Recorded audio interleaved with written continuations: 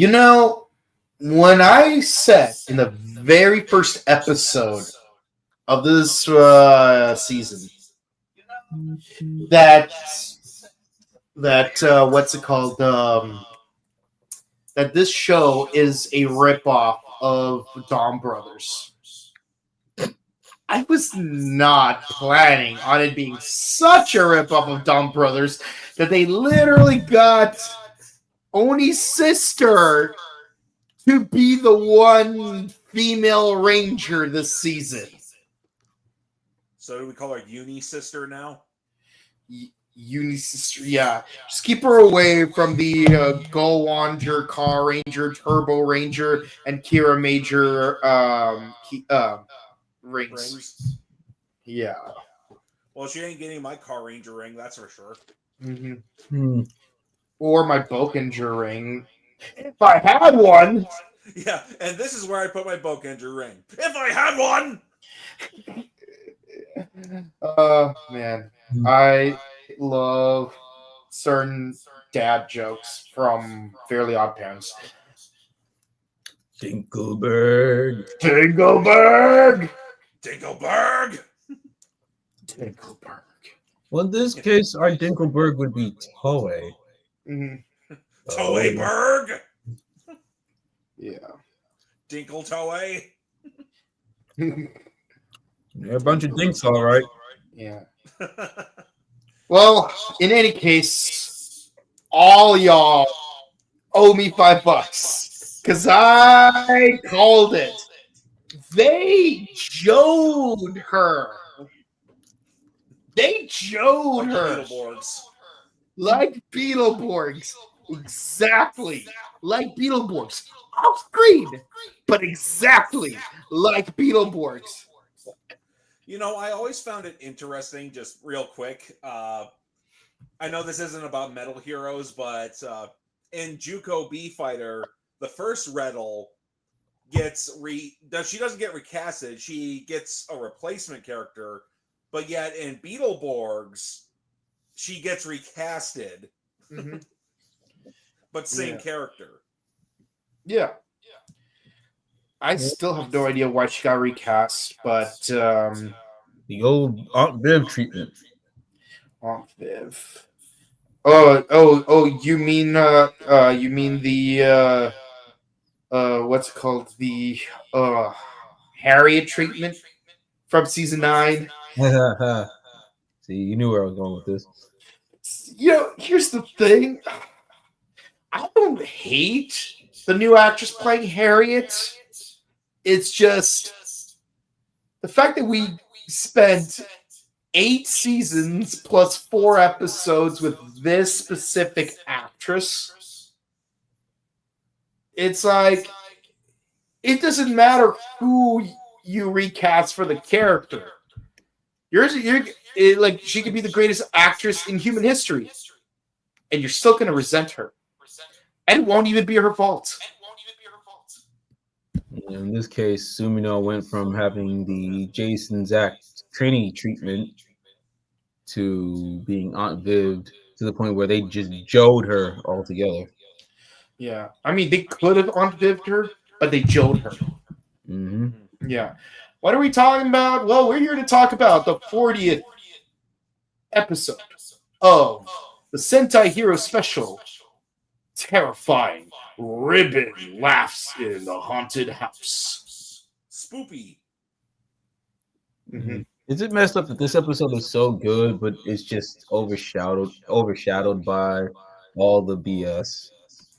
I mean, just look at the last 4 episodes. Except this is the first time it's actually good. I mean, okay, 38 was also pretty good, but still overshadowed. Yes, like. And they're doing this well after Halloween when we're closer to Christmas now. Yeah, it really is a nightmare before Christmas. Is that when we're supposed to watch the movie on Thanksgiving then? Mm-hmm. All I know is episode's fine, just hindered. But we got more on Bouquet, so guess there's good in it somewhere. See, this is the episode where they should have like used for episode 37 and included the Ryuji sword unicorn. Hmm. Yeah. But instead, we used a quick show episode. And okay, let's be honest. Okay, the episode begins with Oni's sister, which, let's be honest, at this point, we're just gonna call her Haruka. We're not gonna call her Sumino anymore. We're gonna call her Haruka. Sumika. Haruno. Yeah, and then she outright does a Dawn Brothers reference, and you hear the yo. Seems a little on Yeah. the nose, but okay. Oh yeah, no. You mess with the Oni, you get the horns because she's like, take a sword. A month ago, I asked you to change my face for an undercover job, but now the job is over and I can't change my face back. Yeah. Yeah, and she Oh, acts more like Haruka in this episode. So I'm kind of thinking, hopefully she doesn't act like Oni's sister throughout the rest of the show. We'll see. I think this is more of like for like, oh, it's Oni's sister, so she's acting like Oni's sister for like a little wink and a nod just to get people used to the new, face. Mm-hmm. Yeah, maybe. I'm just saying, like, Oh, if they keep it up, then it's like, what the hell are we doing here? yeah, Yeah. I'm just like, okay, is this kind of like a Doctor Who regeneration to where it's the same character but different face, body, and personality? Can you imagine if that's what they did with like all the characters in the entire season? Like remember when Ryuji quit and then like it was replaced with Assam? What if instead Assam really was Ryuji, just with a face change and personality change, and it was permanent, just like this? Yeah. Gallifrey Sentai Who Ranger. Yeah, everyone would have started freaking out. Like, if you watch Doctor Who, it wouldn't be so bad. But if like you don't know anything about regenerations and time lords and whatnot, then you don't know anything about the wibbly wobbly timey wimey. You're just gonna be like, what? This is not my Sentai. Unsubscribe. Can you imagine? Sometimes I wonder, what is it like watching Bad Wolf for the first time for someone who's never seen Doctor Who, like from like the original 26 seasons or the 1996 film. Like your very first exposure, your very first exposure to Doctor Who is literally Run, and then like you watch the show for like 12-ish episodes, and then all of a sudden Christopher Eccleston changes his face to freaking David Tennant, and you're like, what's going on? What happened to his face? I guess I didn't have that. So I didn't have that sort of reaction because I already knew Doctor Who through Matt Smith. Then started watching from Run to that, so I was like, I'm prepared. I'm more upset that Eccleston didn't stay, if anything. Yeah. See, my first episode of Doctor Who, I'm not gonna lie, was 42. And I'm like, hey, it's Barty Crouch Jr. But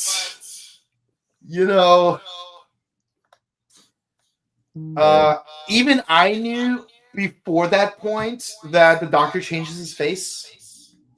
I just didn't know. It was like, is this like his 5th one, his 10th one, his 17th one? Aren't you glad I didn't say 14? Yeah. Oh my god! I knew about like the whole regeneration thing for Doctor Who before I started watching it. So when I started watching it, I actually started with Eccleston. So I knew ahead of time that he was going to eventually regenerate, and then Tennant would regenerate too. So I've seen everything from Eccleston to Capaldi. I haven't seen anything in full before or after, but I've seen a bunch of clips, and I'd like to check out like older Doctor Who stuff. I mean, a lot of the older Doctor Who stuff is really good. You see, I have all 3 volumes of Doctor Who Revisited for the 50th anniversary. For those of you who don't know, it's basically every month. Mm-hmm. BBC America would do like a 30-minute special, like where like it's basically a documentary that focuses on each of the first 11 Doctors, followed by an iconic episode of that Doctor. And they did that, and they put that on DVD, 3 volumes, where it's like for the first one you get William Hartnell, Patrick Troughton, John Pertwee, and Tom Baker. You get each of their 4 documentaries, and you have the highlight episode where with them. And yes, like for each Doctor, you actually have the choice. Just watch the documentary. Just watch the episode. Watch the documentary with the episode, and you have an intro to the episode with Steve Moffat. Yeah, and then volume 2, you had what's it called? Pete Davidson, not to be confused with the comedian Pete Davidson. I'm talking about the Doctor Who actor Peter Davidson. Completely unintentional shared name. Colin Baker, not to be confused with Tom Baker. Then you have McCoy, and then you have Paul McGann. And yes, that means that for his highlight episode, it's the actual 1996 movie, which had Eric Roberts as the Master. Yeah. You know, a Doctor Who fact that still one of my favorites is the fact that a bunch of Hartnell and Troughton episodes, the BBC erased basically because they had the mentality of, oh, they were in black and white, no one's going to watch them again. This was before VHS was a thing. So yeah, 106 episodes were destroyed. Yeah, or they were recorded over. But they over the decades, people have found those lost episodes, and my personal favorite is that they found 9 of those missing episodes in a TV station in Nigeria, of all places.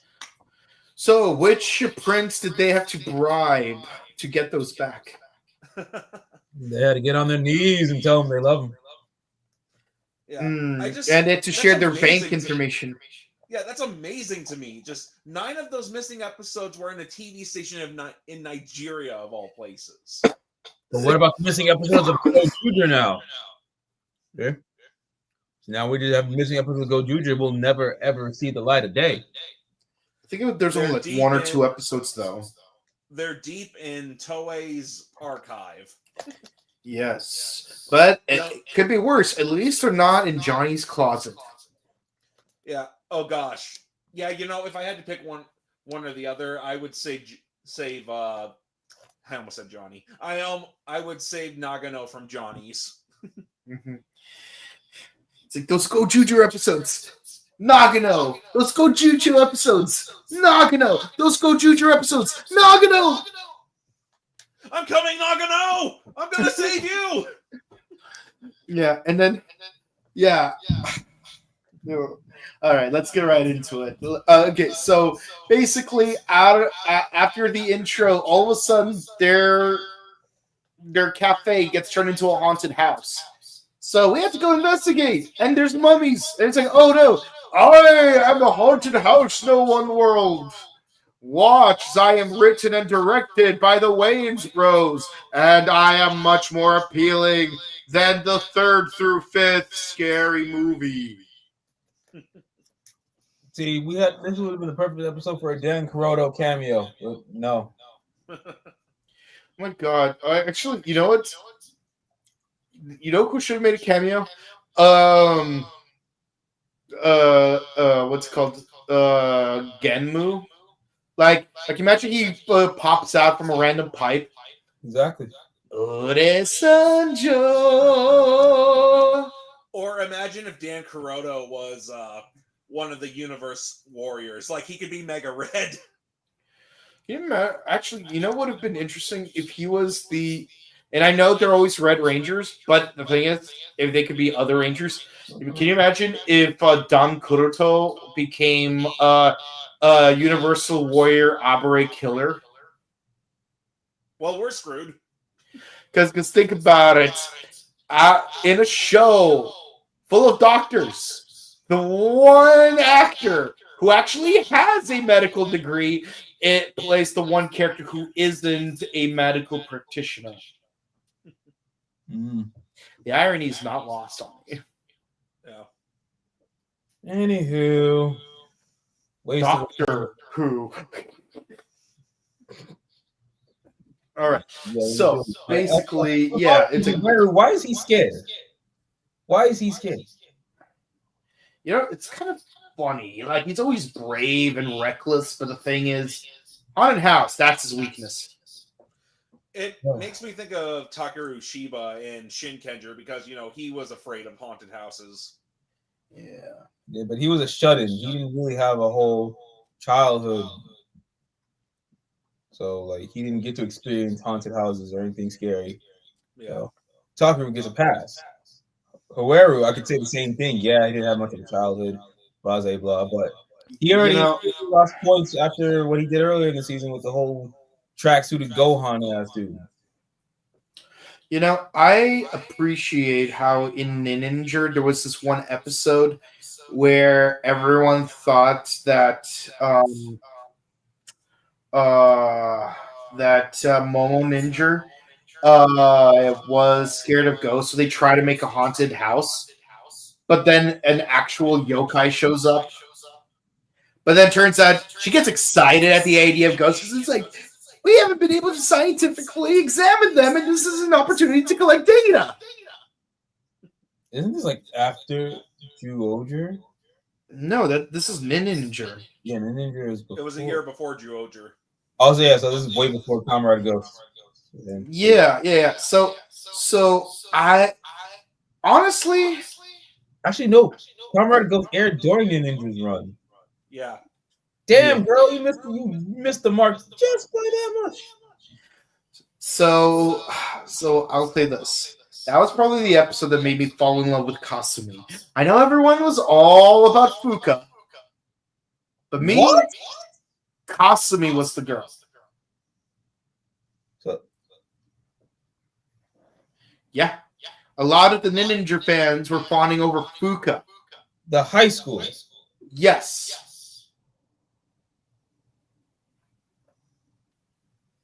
I know. My reaction too. I could have just as well been invested in neither of them. But Kasumi was the GOAT. She was the best girl. Kasumi was legal. And she has a great personality.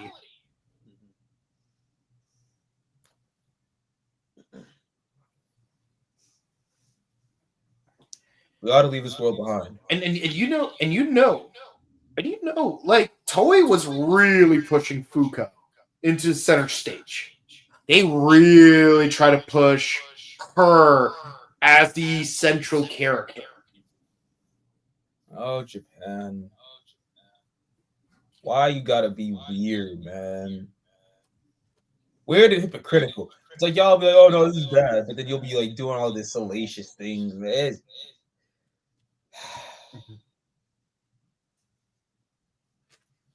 But yeah.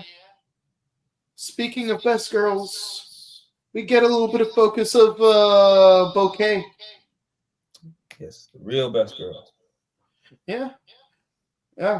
Wine tasting is her hobby. So she's over 20. Too soon? But she's AI generated. Yeah. But it's expected. The moment robosexuality becomes illegal, they're going to start pushing for AI sexuality. I blame Dragon Ball.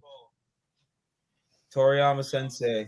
He started all with the androids, cyborgs, whatever you want to call them, the androids. Android 18. I don't get it. Like, they're clearly cyborgs. Android 16 is an android. 17 and 18 are cyborgs. Well, I know in the Japanese version they're called cyborg, but for some reason in the English dub they call them androids, and then it just stuck with like every other English dub from then on. Yeah. But although it is funny that 18 would later change your name to just 18. Not Android 18, just 18. Actually, speaking of Android 18, there's this thing in Japan.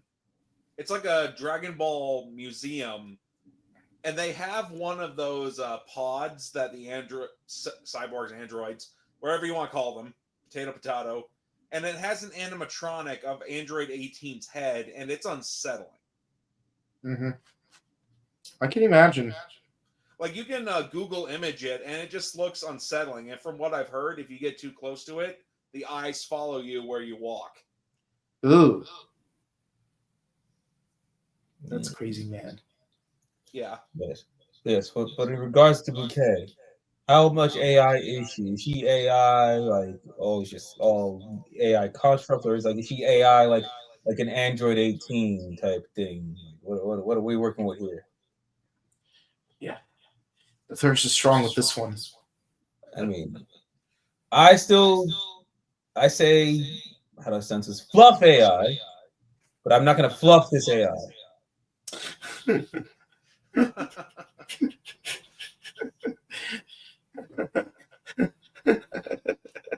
This guy. Look, I got to censor it somehow. But hey, I stand by that. I say it, but I ain't going to do it. But yeah, old man OG-san, like, he runs out of egg power, so he turns into an old man, and he ends up scaring the dinglings instead. Yeah, he's like, hello, fellow youths. Oh my God, it's an old man! It's like, I'm still alive. Oh my God, our mortality is facing us right in the face. That's the real scary thing. It's a millennium. Feel old yet?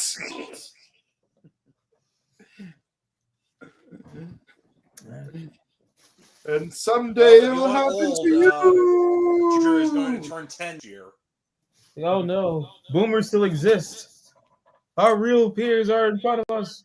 Run, fellow youths. Don't let them take your youth. Yeah. I like the Vulture animated series. I remember the Vulture. He was also Spider-Man's first enemy in the video games. And I don't mean in terms of gameplay, I mean in terms of story. Oh, in the animated series, he took Spider-Man's but also absorbed his mutant disease. Mm-hmm. That was nightmare hilarious. fuel for the kids. The whole nightmare fuel. Are you freaking out yet? No? Okay, what's his name? Leon. He finds Bouquet all by herself. I lost my little sister. Where could she be? I'll help you find your sister. Oh my God, you're so awesome. He's on that Krillin method. Mm-hmm. Yeah, and then a bunch of dinglings show up. It's like, oh yeah. So Ribbon's like, your haunted house sucks. Let me show you how to really get it done. I've decided to turn this haunted house into a slaughterhouse. And then we got what's it called? And then a bunch of dinglings try to go after Leon's, and then they spot Bouquet. Like, oh my God, it's Bouquet! Like it's like she's trying to shoot her shot. We can't interrupt her shooting her shot. Okay, you have to run away. Bouquet's just basically going, get out! You're ruining this to me. You're embarrassing me. Like, oh, we can't let her shoot. Shoot a shot. And you know that the only person who's going to know who knows what they're actually saying is Kuon, but Kuon's not here to translate. Nah, he got his ass beat by Garo. Yeah, because he can speak Lingese. Yeah. Anyways, so what's his name? So Byakuya's like, you know what? I can make a better haunted house than you can. Haunted house #1 battle, and of course it's like you got a little kid. So like Haruka and Oji-san. No. Haruka and Cultus, like they act like super nice. Oh, we're a cute witch and Oni. That is so adorable. Oh, there's a bunch of teenagers. Let's get right out of them. Wow! Finally have a I almost set bit. that has two yellows on one team.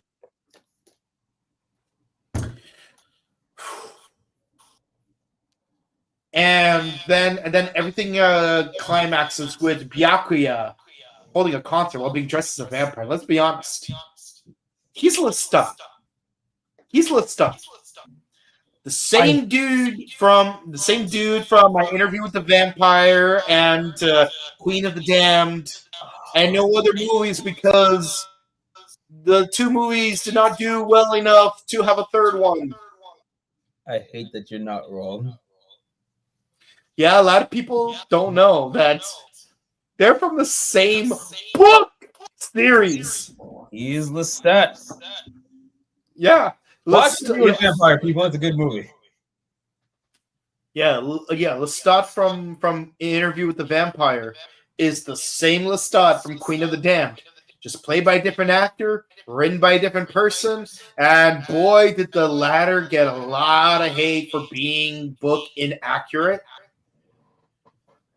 There's like 7 books, I think. And the crazy part is Queen of the Damned is not even the second book.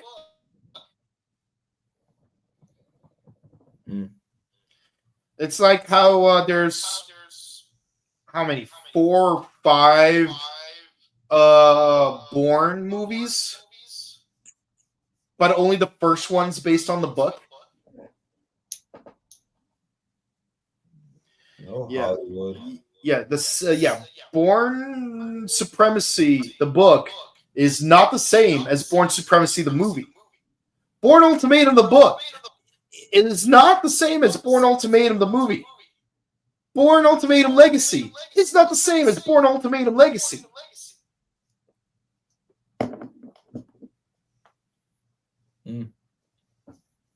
Either way, watch the movies, read the books. Yeah. Educate yourself. But be careful, because if you watch the movie immediately after reading the book, you will hate the movie. Even if the movie is good in its own merit. Yeah. So watch the movie, then read the books. Mm-hmm. But so Rikuo puts on a concert, which is actually fitting that this episode aired the day it did because of the Mnet Asian Music Awards airing literally within the same time span. So it's like, oh, we got the literal culmination of idols, and you have an episode of Sentai about an idol doing idol things.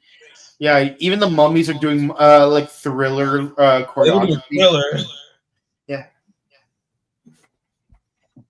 So, yeah. I think this episode was supposed to air. Actually, no, I don't think it was supposed to air during Halloween because the whole Sumino thing didn't happen until literally after Halloween. Yeah, but also keep in mind, this is a month later and 3 episodes later. Originally, Sumino episode 37 was supposed to have Sumino being like the clothes one. Yeah, doing a clothes thing. And 38 was been her focus episode. Yeah. Then 39 was supposed to be the Garo SPD. Yeah. So basically, the whole thing, Seju basically made a huge mess. Yeah. But there's how much can I talk about this? They fired her for her having a job at a place that seems to be skeevy. But how did they know it was a skeevy place? Why is this place in business? And if they knew it was a skeevy place, why wouldn't they protect her instead of just firing her unless they try to hide something? So I'm saying, also, how long did it take for them to figure out? Exactly. So they were hiding something. They didn't fire her because she did anything wrong. They fired her because they were part of the problem doing the skeevy things at the skeevy bar. And I'm only saying that to lighten it up, but I'm pretty sure what they were doing is literally illegal and bordering on burning sun scandal type of things. Mhm. They had to fire her as a scapegoat to hide their shame and illegal activities to what they've done to young idols. Mhm. Is it an accusation? Yes. Is it alleged? Yes. But I believe it to be true because there's no other possible reason to explain any of this. Plus, the choice things that many other past Sentai and writer actors have said in her Superboy defense. literally did blackface and got to keep his job and is now Frankie in One Piece. Well, it's not that he did blackface, but he did do some Afrophobic things. Yes. Not blackface specifically, but definitely insensitive towards African cultures. And The that same original year, Frankie what's his or the name? new Frankie? Usada Lettuce. Who voiced The what's his name? The actor who played Vice I from see. Revice. yeah, Because Frank's his job. first voice was Ninja Man from Kakuri. And it's a darn shame too, because his part of the opening theme song was my favorite part. It's devil. Like he got to keep his job. He got to voice in Doraemon. Now One Piece. Whatever. Like I said, we already had this discussion all those weeks ago before I lost my voice because of NXT Gold Rush. Literally just got my voice back too. So yeah. Yeah. So basically, they go into a fight.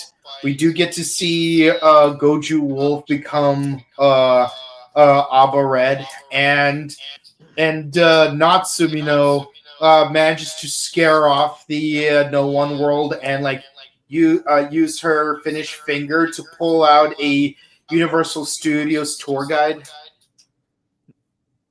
I mean, the combo was cool. I won't even lie. It was a cool combo. Yeah. Meanwhile, Red Ribbon looks cool pilots with a Goju beta Wolf. ring.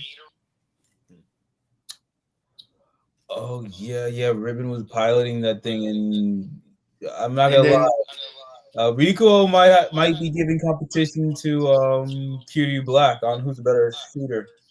mhm. Yeah, he shot his shot. They're both charismatic dudes. Just one wears black and the other wears blue. Oh my. I want to see them in a room together. Who can riz up the most? Yeah, I'll say this.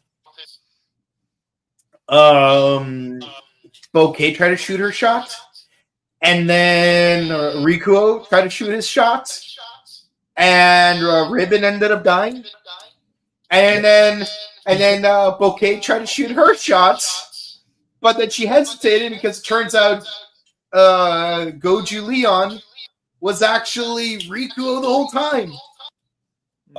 We got to finally where I wanted to get to in the series, but it feels So dirty. so no matter what, shots were fired. Yep. Ribbon sure didn't last.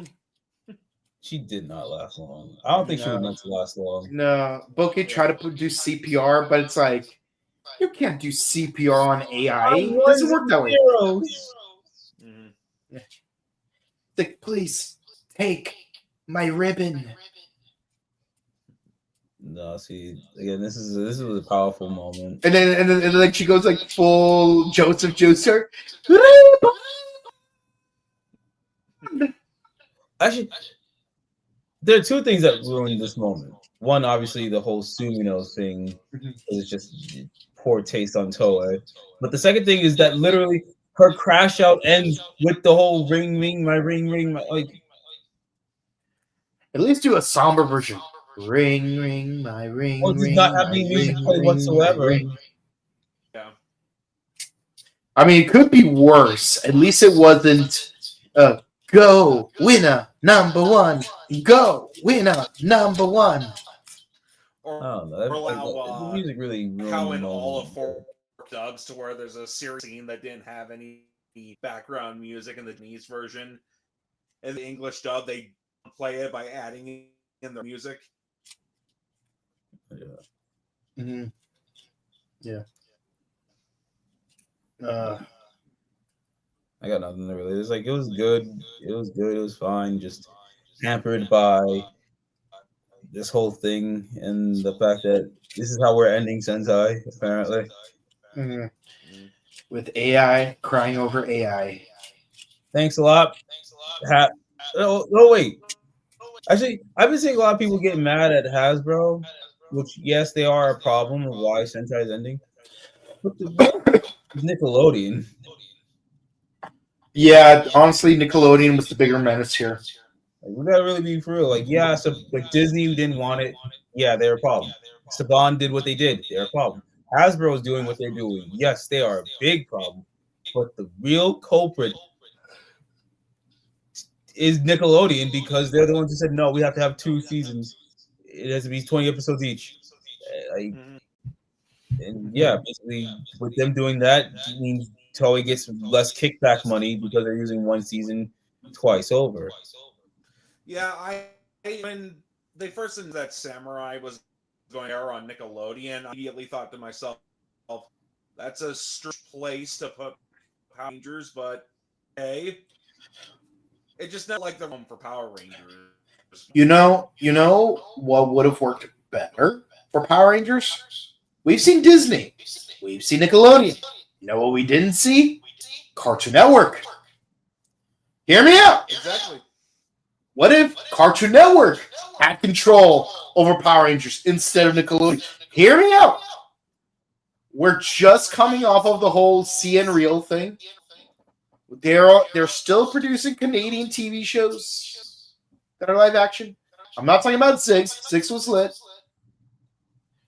Destroy Build Destroy was good. Brain Rush was okay. Power Prep was fantastic. Unnatural History, pretty decent. Other shows did not care for. Let's be honest, we're just here. We're just here for Andrew WK and Jordan Jarvis. But hear me out. If Power Rangers was on Cartoon Network, maybe they bring production back to Montreal. To California. Maybe they move it to Montreal. Maybe they keep it in New Zealand.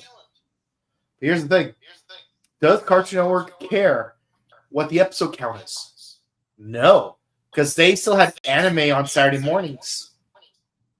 Beyblade had 50-ish episodes. Beyblade. Well, the point is, Disney had Beyblade first, then Cartoon Network, then went back to Disney.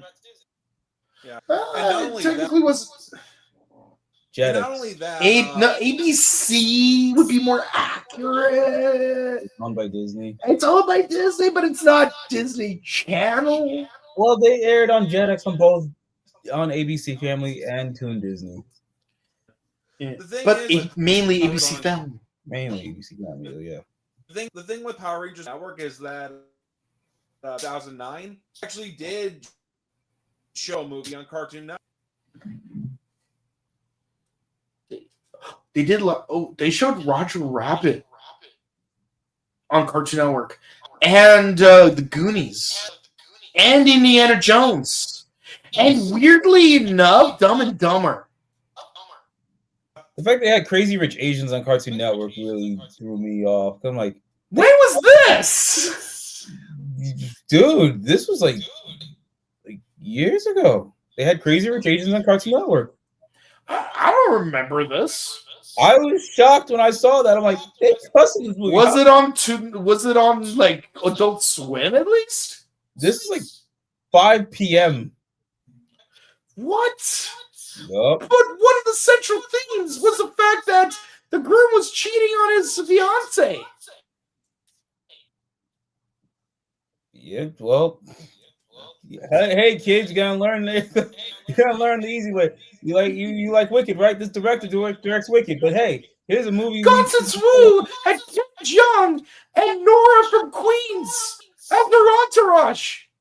Yep. Freaking Trini. But yeah, they talk about shaving off their balls and stuff. And yeah, 5 p.m. on Cartoon Network. See, like, lovely. Freaking The Room. I totally understand. They did that on Adult Swim like all the time.